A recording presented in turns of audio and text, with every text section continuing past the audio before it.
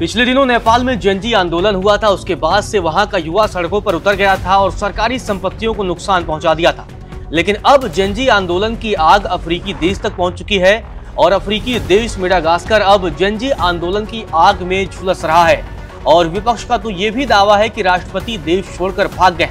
जी हां, आपको बता दें कि नेपाल के बाद अब मेडागास्कर, जो कि एक अफ्रीकी देश है, वहां भी तख्ता पलट की कोशिशें हुई, जेनजी आंदोलन हुआ, सड़कों पर युवा उतर गए, जमकर प्रदर्शन हुआ। और इसके बाद आपको बता दें कि जमकर आंदोलन हुआ।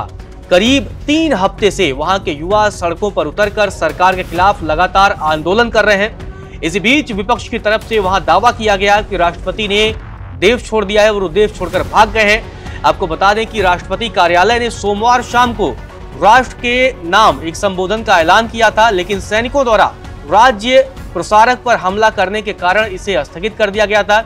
और अब मेडागास्कर भी आग की लपटों में झुलस रहा है। आंदोलन की आग वहां भड़क चुकी है और वहां का युवा सड़कों पर उतर चुका है। इसी बीच एसोसिएटेड प्रेस की एक रिपोर्ट सामने आई है, जिसमें कहा गया है कि एक विशेष सैन्य इकाई ने सरकार के खिलाफ मोर्चा संभाल लिया है। इस बगावत को संभावित तौर पर तख्ता पलट ही माना जा रहा है और ये भी दावा किया जा रहा है कि मेडागास्कर के राष्ट्रपति एंड्री राजोएलिना देश छोड़कर भाग गए हैं। ये घटनाक्रम आपको बता दें कि लगातार 3 हफ्ते के दरमियान होता दिख रहा है, जब 3 हफ्ते से वहां का युवा सड़कों पर है, आंदोलन कर रहा है। और इसी आंदोलन के बीच आपको बता दें कि राष्ट्रपति के देश छोड़कर भागे जाने की आशंका है, विपक्ष का ये दावा है। अब आप देखेंगे कि पूरी दुनिया में तख्ता पलट की तमाम कोशिशें हो रही हैं। इसके बाद से एक बड़ा सवाल ये भी है कि क्या इस तख्ता पलट की तमाम कोशिशों में डीप स्टेट का भी हाथ है? ये भी अपने आप में एक बड़ा सवाल रहेगा। आपको बता दें कि मेडागास्कर की औसतन उम्र 20 साल से कम है और इसकी लगभग 3 करोड़ की आबादी का 3/4 हिस्सा गरीबी रेखा के नीचे जीवन यापन करता है। और वर्ल्ड बैंक की जो रिपोर्ट है उसके मुताबिक 2020 तक देश की जीडीपी में प्रति व्यक्ति में 45% की गिरावट भी आई है। तो लगातार गरीबी से मेडागास्कर जूझ रहा है। वहां की आबादी बेहद ही युवा है, जेनजी आबादी है अधिकतर। तो ऐसे में ये आंदोलन हुआ है।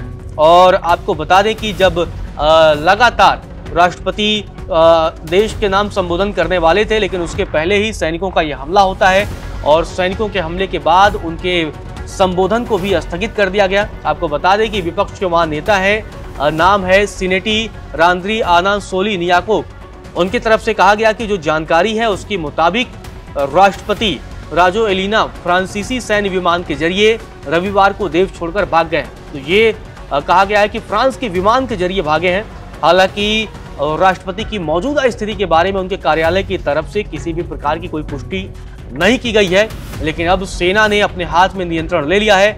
आपको बता दें कि राजोएलिना को 2009 में सत्ता में लाने में तब आपको बता दें कि CAPSAT नामक विशेष सैन्य इकाई इनको लाई थी और इसी के दम पर 2009 में वो सत्ता में आए थे। लेकिन अब दावा किया गया है कि उन्होंने सभी सशस्त्र बलों पर नियंत्रण ले लिया है। CAPSAT के कमांडर कर्नल माइकल रांद्री आनीरिया की तरफ से कहा गया है कि संघर्ष के दौरान एक सैनिक की मौत हुई है, लेकिन उन्होंने तख्ता पलट की संभावनाओं से इनकार किया है और ये भी कहा है कि सेना ने जनता की आवाज का जवाब दिया है। तो ये सेना की तरफ से कहा गया है।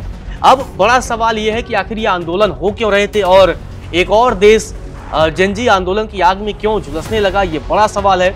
दरअसल आपको बता दें कि इस आंदोलन की शुरुआत 25 सितंबर से हुई थी और तब इस आंदोलन की शुरुआत की असली वजह पानी और बिजली बताई गई थी, क्योंकि पानी और बिजली की समस्या को लेकर इस आंदोलन की शुरुआत हुई थी। और देखते देखते ये आंदोलन तख्ता पलट की कोशिशों तक जा पहुंचा है और इस आंदोलन को जेनजी युवाओं ने जेनजी मेडागास्कर नाम दिया था। मतलब वही पैटर्न जो जेनजी आंदोलन के नाम पे चल रहा है और जेनजी मेडागास्कर का नाम दिया गया।